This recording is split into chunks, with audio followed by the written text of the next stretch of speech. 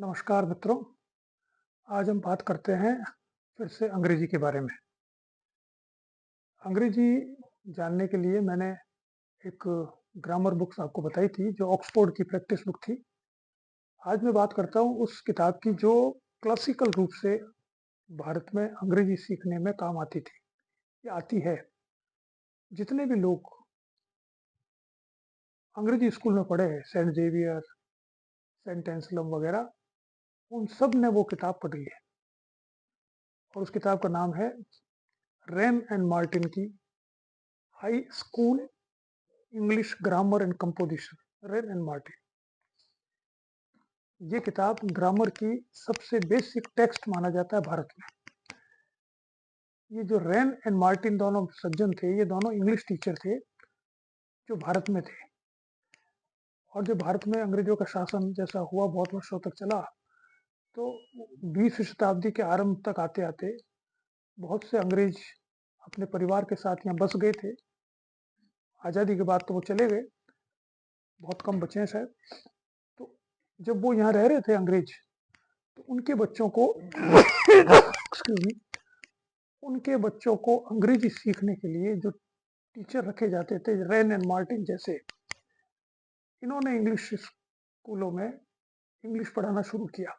और भी बहुत से टीचर थे। तो इन दोनों ने ये सोचा कि एक ऐसी किताब लिखी जानी चाहिए ग्रामर की जो बेसिक हो, जो आरंभिक पुस्तक हो, जिसको देखकर अंग्रेजों के बच्चे अंग्रेजी सीख जाए। So the book was written और पब्लिश्ड इन 1935, 1935 में प्रकाशित हुई थी, जो आज भी चल रही है। और ये पब्लिश की गई थी उन बच्चों के लिए जो अंग्रेजों के बच्चे थे, अंग्रेजों के फैमिलीज के। अब वो जो जिस स्कूल में पढ़ते थे अंग्रेजों के बच्चे, उसमें किताब चलनी शुरू हुई, तो उसमें दूसरे बच्चे भी पढ़ने लगे। धीरे धीरे जो जितने भी जेसुइट्स को स्कूल्स हैं, अंग्रेजों के द्वारा बनाई गई क्रिश्चियंस मिशनरीज की जितने भी स्कूल हैं, उन सब में ये कंपल्सरी पढ़ाई जाने लगी।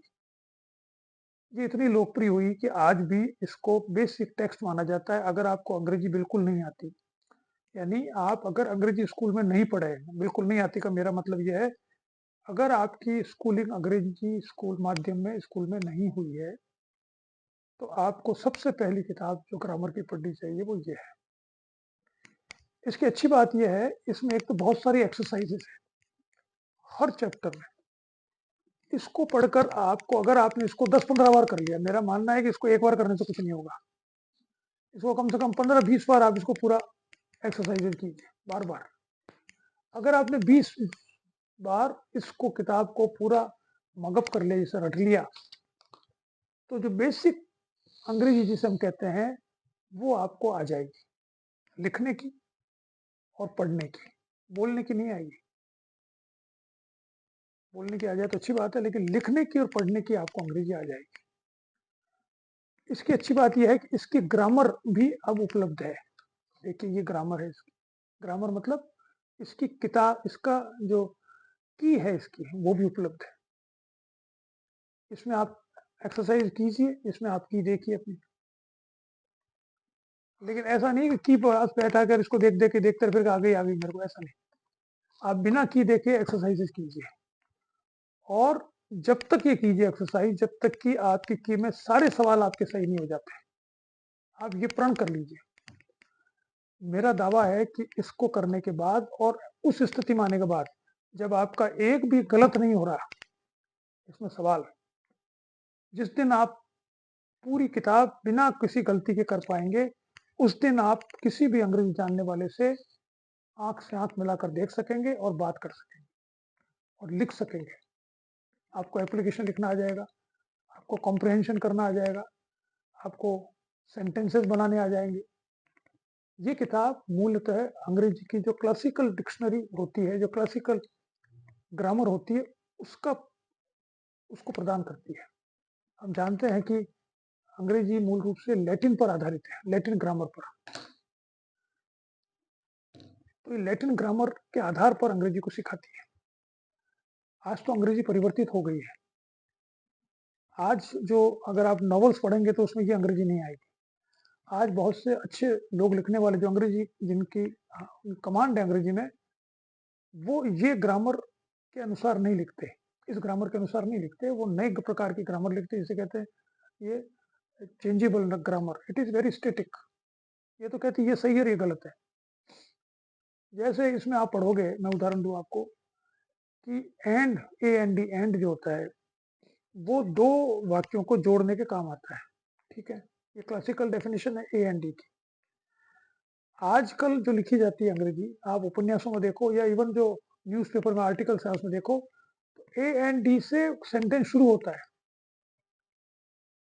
ए एंड डी जो 2 सेंटेंस को जोड़ता है, उसमें पहले सेंटेंस को फुल स्टॉप लगा देते हैं, फिर ए एंड डी, ए बड़ा लिख के नया सेंटेंस शुरू कर देते हैं। बट से नया सेंटेंस शुरू हो जाता है, जबकि एंड और बट ये सेंटेंसेस को जोड़ने के काम आते हैं, इसके अनुसार, जो क्लासिकल है लैटिन जो ग्रामर है उसके अनुसार। आजकल ऐसा नहीं होता, लेकिन आजकल को जानने से पहले ये जानना ज़रूरी है। ऐसा कहा जाता है कि आप अगर अच्छे आर्टिस्ट बनने हो, अगर आप अच्छे पेंटर बनना चाहते हो, तो पहले तो पेंटिंग की एबीसी सीखो। कलर क्या होते हैं, ड्राइंग कैसे होती है, ह्यूमन बॉडी के जो कंपोजिशन है वो किस प्रकार की होनी चाहिए, नेचर की कैसे होनी चाहिए। तो जिसे कहते हैं ग्रामर ऑफ पेंटिंग आपको सीखनी पड़ती है। फिर जब आप पेंटर बन जाते हो, तो उस ग्रामर को तोड़ना शुरू करते हो, तब आपकी यूनिकनेस सामने आती है। वही राइटर के साथ है। पहले तो आप ये सीखो, जो सब सीखते हैं। जब इस पे आपकी मास्टरी हो जाए, तब फिर आप जो लिखने लगोगे, वो नए तरह के ग्रामर से लिखोगे, जिससे आपके आर्टिकल देखते ही कोई समझ जाएगा, अरे ये तो उन्होंने लिखा है, क्योंकि आपकी लैंग्वेज डेवलप हो जाएगी खुद की। तो ये मेरा कहना है कि सबसे पहले, सबसे ज़रूरी है, अगर आपने स्कूल में अंग्रेजी नहीं पढ़ी है, इंग्लिश मीडियम स्कूल में आप नहीं गए हो, इस किताब के जितनी एक्सरसाइज है उसको 20 बार कम से कम, या 20 बार नहीं, 15 बार मैं नहीं कहता, मैं कहता हूँ जब तक इसके आंसर सारे सही नहीं करते आओ, तब तक आपको ये करनी चाहिए। तब आपको लगेगा कि आपको थोड़ी बहुत अंग्रेजी आ गई है। अब इससे आगे चले, जब आप ये कर लें ऐसा, तब उसके बाद में आपको ग्रामर, जो लिविंग ग्रामर जिसे कहते हैं, उसको देखने के लिए इस किताब को पढ़ना चाहिए। ये है कैम्ब्रिज की, मैंने ऑक्सफोर्ड की बताई थी आपको, ये कैम्ब्रिज की है, रेमंड मर्फी की, इंग्लिश ग्रामर इन यूज। ठीक है, इसकी विशेषता ये इन यूज, बड़ी अच्छी सरल भाषा में लिखी गई है। लेकिन ये इससे पहले मत पढ़ो आप, तो आप कंफ्यूज हो जाओगे। अगर आपने अंग्रेजी स्कूल में पढ़ रखा है, आपने अंग्रेजी आती है, तब तो पढ़ लो इसको, लेकिन पहले पढ़ो आप रेन एंड मार्टिन। उसके बाद जब इस पे मास्टरी हो जाए, तो उसके बाद इसको पढ़ो, तो आपको जो इंग्लिश ग्रामर यूज में आती है, जो लोग लिखते हैं, जो अखबारों में हम पढ़ते हैं, जो किताबों में हम देखते हैं, नई किताबों में, जो उपन्यासों में हम देखते हैं, वो ग्रामर वो वाली यूज होती है, ये वाली नहीं। ये थोड़ा अंतर है जो मैंने आपको बताया, एक अंतर, बहुत से अंतर है ऐसे, लेकिन अभी उनमें नहीं जाएंगे हम। अभी मेरा सिर्फ सुझाव ये है कि इस किताब को आप पूरा कंप्लीट कीजिए, इसकी सारी एक्सरसाइजेज इतनी बार कीजिए कि एक भी जो उसकी की में गलत न नहीं आए, एक भी गलती नहीं होनी चाहिए। जिस दिन आप ऐसा कर लेंगे, मेरा मानना है कि आप अंग्रेजी स्कूल में 12 साल जो पढ़ा है बच्चा, उसके बराबर अंग्रेजी आपकी हो जाएगी। वो भी यही पढ़ता है सबसे पहले, उसके बाद किताबें पढ़ता है, दूसरी दूसरी किताबें तो आप पढ़ ही सकते हो। मैंने बताइए आपको कौन से लेख को पढ़ना चाहिए, लेकिन ये तो पढ़ो पहले। अब ये मत कहना, कई लोग कह देते हैं इसमें साहब अंग्रेजी तो हटा देना चाहिए भारत से। तो भैया अगर अंग्रेजी को हटाने में आप उत्सुक हो तो बहुत अच्छी बात है, दुनिया से हटा दो आप, अगर आपकी चल रही हो तो। आप अपने गांव में रहना चाहते हो और वहीं पे दुकान खोल के बैठना चाहते हो, तो बहुत अच्छी बात है, अंग्रेजी मत जानिए आप। फिर भी आपको विदेशी अगर चीज खरीदने आएंगे, तो आपको अंग्रेजी थोड़ी बहुत तो आनी पड़ेगी। विदेशी चीज कैसे खरीदेगा आपकी, पैसे तो वही देगा डॉलर, हिंदी बोलने वाला थोड़ी देगा। तो अंग्रेजी अगर नहीं सीखनी है, और अंग्रेजी आपको लगता है कि विदेशी भाषा है, तो आपको नहीं सीखनी चाहिए, तो आप मत सीखो।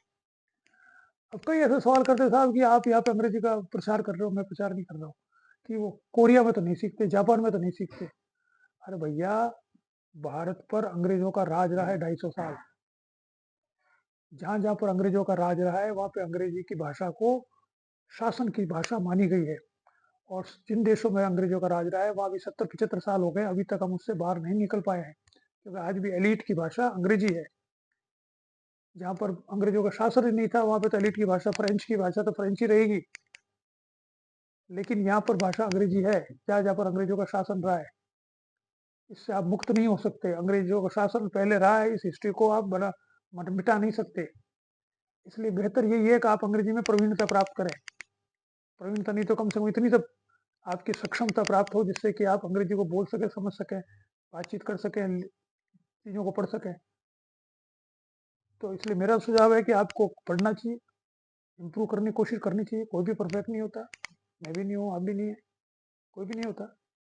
लेकिन हमको थोड़ी बहुत आ जानी चाहिए और उसके लिए मैं आपको सोर्सेज़ बता रहा हूँ, कौन से सही सोर्सेज़ हैं, जिससे आप अंग्रेजी को जान सकते हैं थोड़ा-सा। इसके लिए मैंने आपको ये कहा है, अगर किसी को रुचि नहीं है, तो मेरे पे कमेंट करने की ज़रूरत नहीं है कि साहब अंग्रेजी मत सीखने से क्या होता है। ठीक है भैया, नहीं होता। या इस किताब ये तो बहुत बकवास किताब है। अच्छी किताब आप बता दो भई। आपको कोई जो अंग्रेज़ों जो सारी दुनिया में, सारे भारत में जो पढ़ाई जाती है, अगर वही बेकार है, तो फिर आपने कौन-सी किताब पढ़ी है? वो बता दो मुझे, नई किताब, बढ़िया हो तो। ठीक है? नमस्कार।